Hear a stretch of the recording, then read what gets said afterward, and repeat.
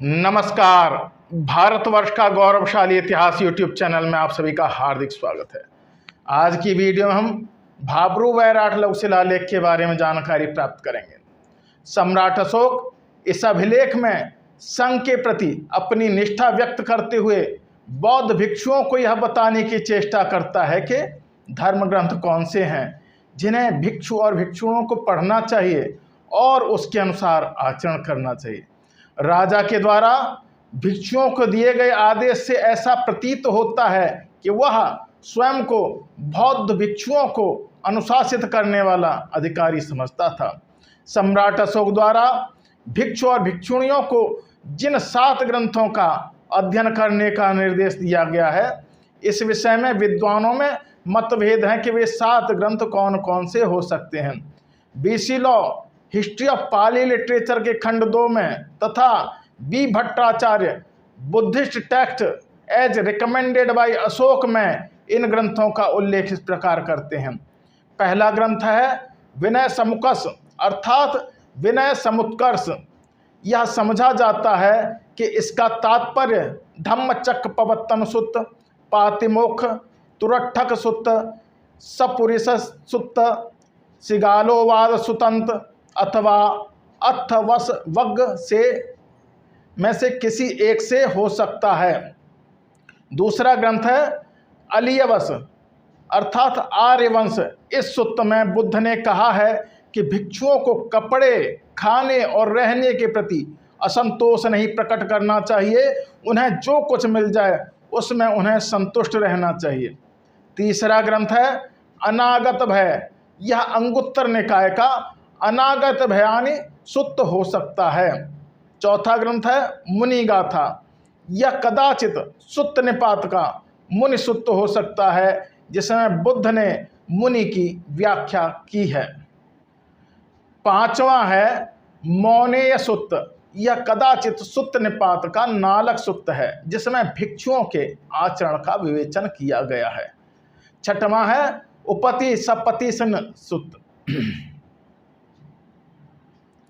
छठवां है उपति सपसिन।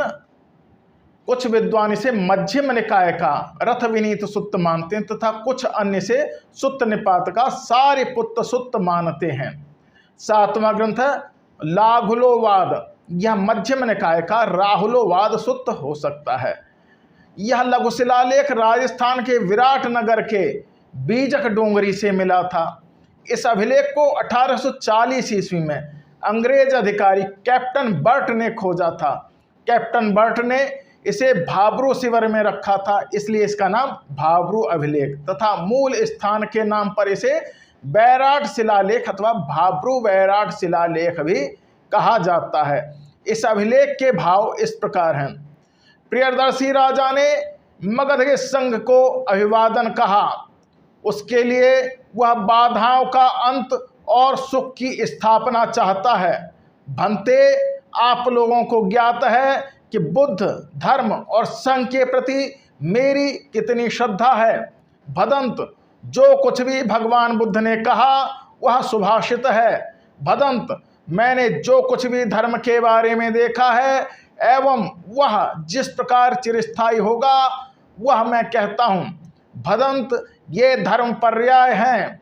विनय समुकस, अलियवस, अनागत भय, मुनिगाथा, मौनेय सुत्त, उपति सपसिन और लाघुलोवाद में मुसावाद अर्थात मृषावाद के ऊपर जो भगवान बुद्ध के द्वारा कहा गया है। भदंत, इस धर्म पर्याय को चाहता हूँ।